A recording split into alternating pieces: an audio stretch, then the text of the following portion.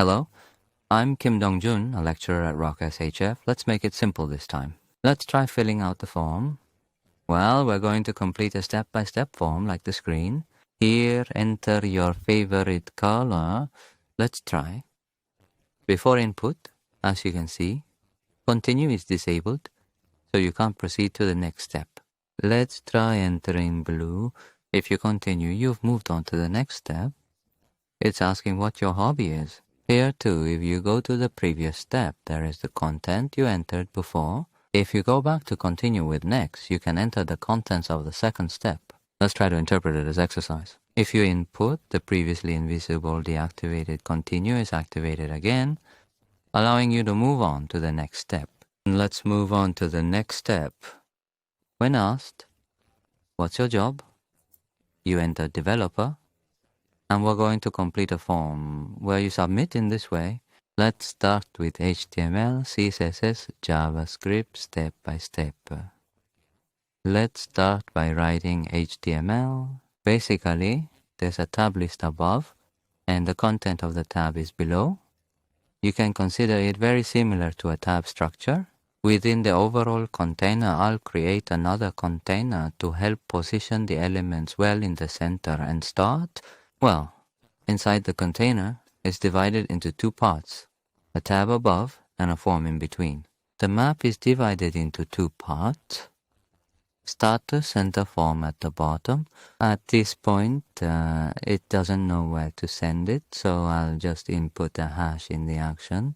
Okay, like this. Then let's go one more step and write the content. The top part here is the status of the tab. Here, let's make for with the span tag. The class name is tab, and let's put the contents in numbered as 1, 2, 3, and thus we will make 3 faces. Aram will view it comfortably from the enter. As soon as you open it, the first tab is activated. So I'll put a class name called active on the activated one. I put it in this way. Let's look at it on the current browser screen. Yes, it's coming out like this right now. There's also a language at the top. Next, let's fill out this form. As you can see earlier, the form is like this. Questions and input forms, so labels and input forms. There are 3. Let's try to create 3. Let's try to show off. I'll write in the form. I'll make a table. Its role will be a tab list, acting as a tab list. So I added a bit more meaning to the tags and the tab list. Let's go to MDN. So we googled a lol item list on MDN. Let's check out the search results in the menu. As for accessibility, in terms of web accessibility tabs, the contents are what we call a tab list. It would be good to put in a role identifier. What should be decided by identifying the role? That element is content. In the container, it provides tabs, and those tabs are connected to something. It's advisable to have the tabs panel connected to the role. Let's put it in. If you ask what is desirable to be connected with the temp list here, it's each tab panel. So, TRB. I'll add this one, saying each one has a role of a tab panel. There's a panel in this tab, and it's asking first, what was the input format? It was asking for a color, so I'll put one ID name that can distinguish this. And I will also put the class name the same as the tabs panel to make it easier to catch the CSS file, create a structure, and then expand it to 3. We'll make a copy and use it. Let's put in a title, and a text area where you can enter multiple lines. In the text area, let's call the name color. The ID is this one. The current ID doesn't seem to need to go in particularly.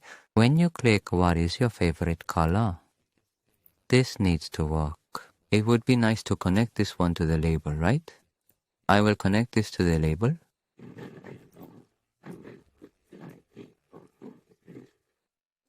Then, do I need to put the ID here? I'll enter it as color input because there can't be 1 or 2 IDs per page. I'll reduce the body a little. Yes, in this way, made it, and I'll save and see it in the browser like this, and there was a preview text here. And to make it easier to style this element too, let's put in a rice mirror, which is an input of the form. Yes, I put it like this, and I will put a placeholder. Let's skip the line at Alt Z and see the placeholder. He asked to leave the content like this. Well, I made one, and with the same concept, I'll make 3.